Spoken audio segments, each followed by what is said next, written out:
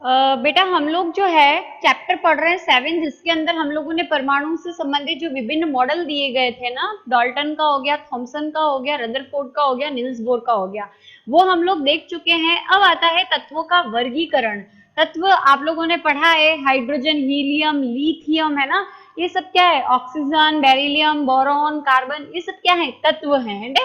तो इन तत्वों का वर्गीकरण किया गया। वर्गीकरण का मतलब है इनको अलग अलग ग्रुप्स में डिवाइड कर देना, अलग अलग ग्रुप के अंदर रख देना। आपका भी तो वर्गीकरण किया जाता है, जैसे 9th ए कर दिया, 9th बी कर दिया, 10th ए कर दिया, 10th बी कर दिया, है ना।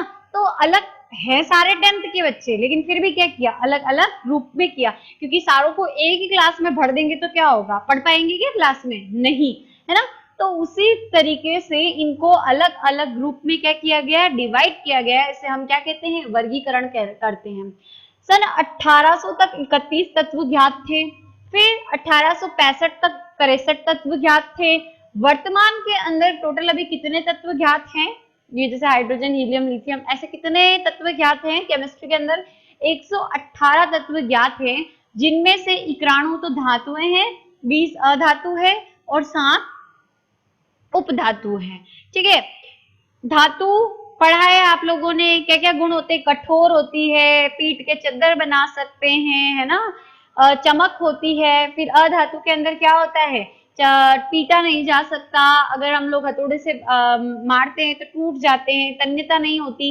ये सब इस तरीके की चीजें जो होती है, गुणधर्म इनके होते हैं। अब है वर्गीकरण, यानी विभिन्न ग्रुप्स के अंदर अलग अलग वर्गों में बांटने की जरूरत क्या पड़ी वैज्ञानिकों को? क्यों इनको अलग अलग ग्रुप्स के अंदर बांटा? तो तत्वों के रासायनिक व भौतिक गुण, है ना, रासायनिक गुण और जो भौतिक गुण होते हैं, और इन तत्वों के जुड़ने से जो नए पदार्थ बनते हैं, यानी जो यौगिक बनते हैं, उनके गुणधर्म आसानी से समझे जा सके। भौतिक गुणधर्म के अंदर क्या आता है बेटा? उसका आकार, अमाप आता है ना। रासायनिक गुणधर्म के अंदर कैसी सुगंध होती है ना, ये चीजें आती है। ज्वाला उत्पन्न करते हैं कि नहीं करते, जलाने पर इनसे रोशनी उत्पन्न होती है कि नहीं होती, है ना। तो तत्वों के रासायनिक और जो भौतिक गुणधर्म होते हैं, उनको हम इजीली समझ सके। जैसे कि सपोज अगर मैंने कहा ये धातु है और ये अधातु है, तो आप आराम से पहचान सकते हो कि धातु होगी तो ऑब्वियसली बात है क्या है? हार्ड होगी, अधातु होगी तो हार्ड नहीं होगी। तो इनके भौतिक और रासायनिक गुणधर्म को इजीली हम समझ सके, और इनके तत्व के मिलने से जो नया तत्व बनेगा उसके क्या गुणधर्म होंगे, उसके बारे में हम इजीली पढ़ सकें। इसीलिए वैज्ञानिकों ने क्या किया? जो 118 तत्व ज्ञात हैं, अलग अलग जो तत्व ज्ञात हैं, उन तत्वों को अलग अलग वर्गों के अंदर क्या किया? बांटा। ठीक है। तो सबसे पहले जो बांटा वो थे डॉर्बराइनर।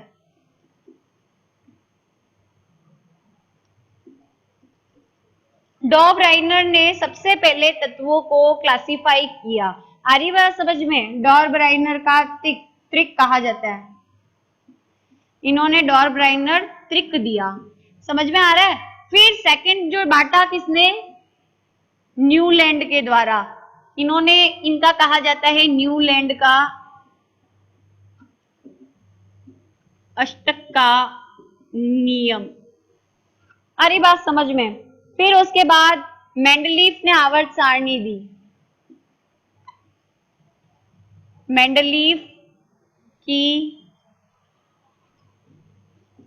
आवर्त सारणी। और जो चौथी आती है सबसे इंपॉर्टेंट, जिसको हम पढ़ते हैं, हेनरी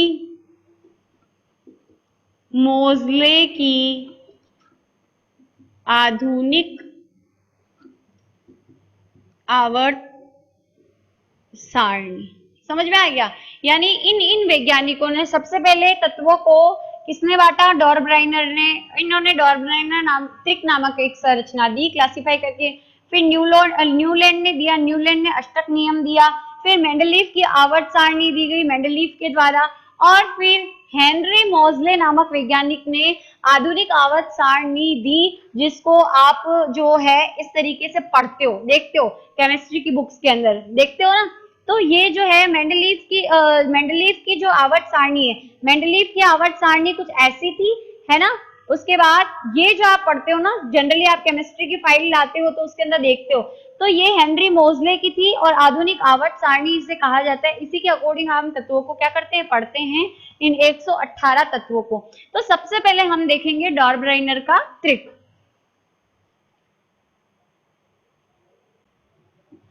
देखो, तत्वों का जो वर्गीकरण है सबसे पहले डॉर्बराइनर के द्वारा किया गया 1829 के अंदर। इन्होंने क्या किया, तत्व देखो 1 2 3 1 2 3 यानी कितने हो गए, 6 7 8 9 तत्व हैं। उनको क्या किया, 3 3 के समूह में बांटा।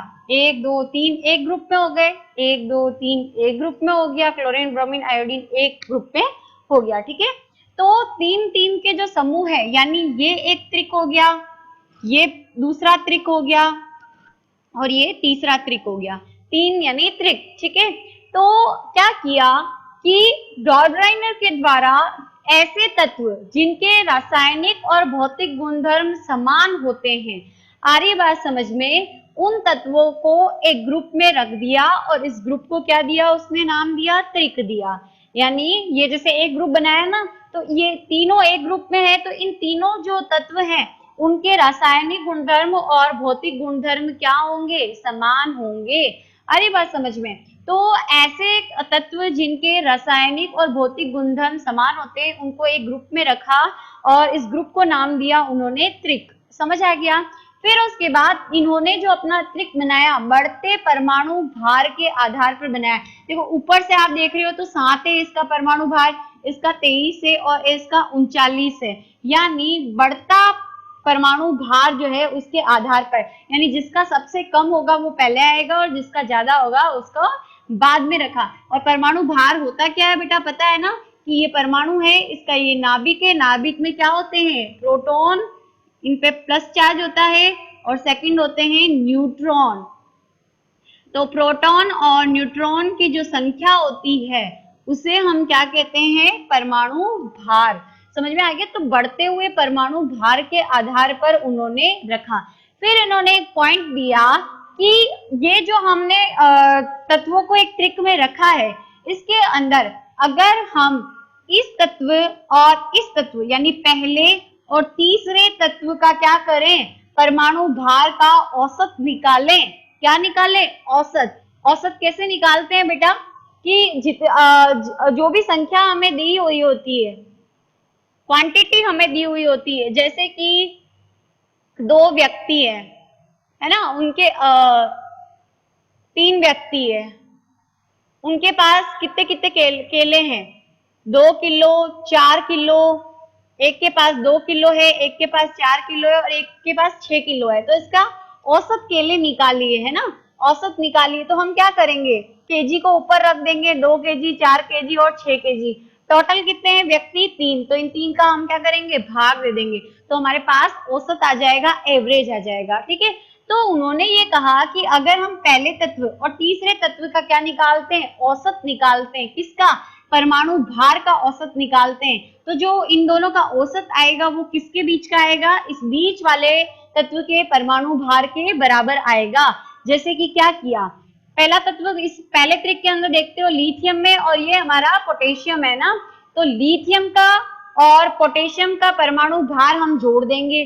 ठीक है, और टोटल संख्या कितनी ले रहे हैं हम, एक तो इसका परमाणु भार ले रहे हैं और इसका ले रहे हैं, इसका नहीं ले रहे हैं हम, है ना, इसका ले रहे हैं और इसका, तो संख्या कितनी हो गई हमारे पास, 2।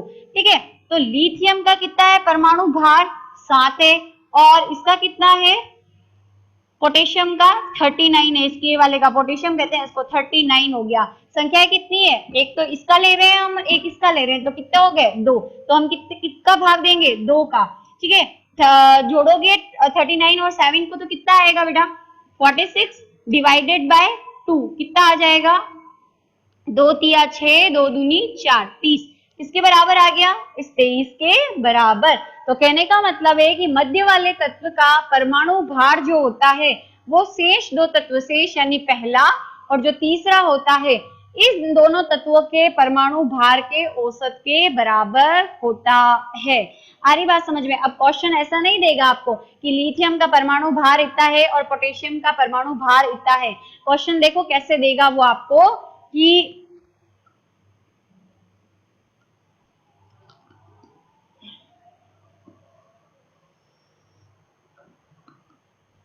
जैसे कि क्वेश्चन पूछेगा वो आपको कि जो तत्व होता है, तत्व ए जो है उसका परमाणु भार है 7, ठीक है, और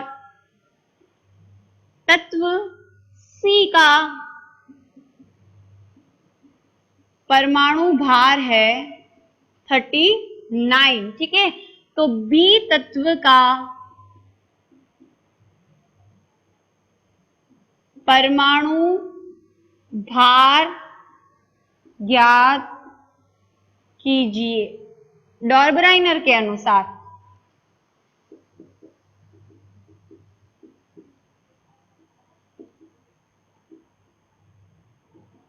है ना, तो क्या आंसर होगा? हमको पता है डॉर्बराइन ने क्या कहा था कि पहले तत्व और दूसरे तत्व के परमाणु भार का औसत निकाल देते तो क्या आ जाता है बीच वाले का। तो पहला तत्व हमारे पास अगर हम रखते हैं ए, बी और सी, इसका कितना दिया हुआ है 7, इसका कितना दिया हुआ है 39, हमको किसका ज्ञात करना है? इसका, है ना। तो हम क्या करेंगे 7 + 39, औसत क्योंकि निकाल रहे हैं तो जितनी संख्याएं होती हैं, ये पहली संख्या है और ये दूसरी संख्या है जिसका परमाणु भार हम ले रहे हैं, तो जितनी संख्याएं हम ले रही है उसका भाग दे देंगे। तो हमारे पास 46/2 = 23, यानी डी का परमाणु भार कितना आ गया 23। तो इस तरीके से आपको क्या किए जाएंगे, क्वेश्चन पूछे जाएंगे। इसके बाद हम देखेंगे न्यूलैंड का जो अष्टक का नियम है वो।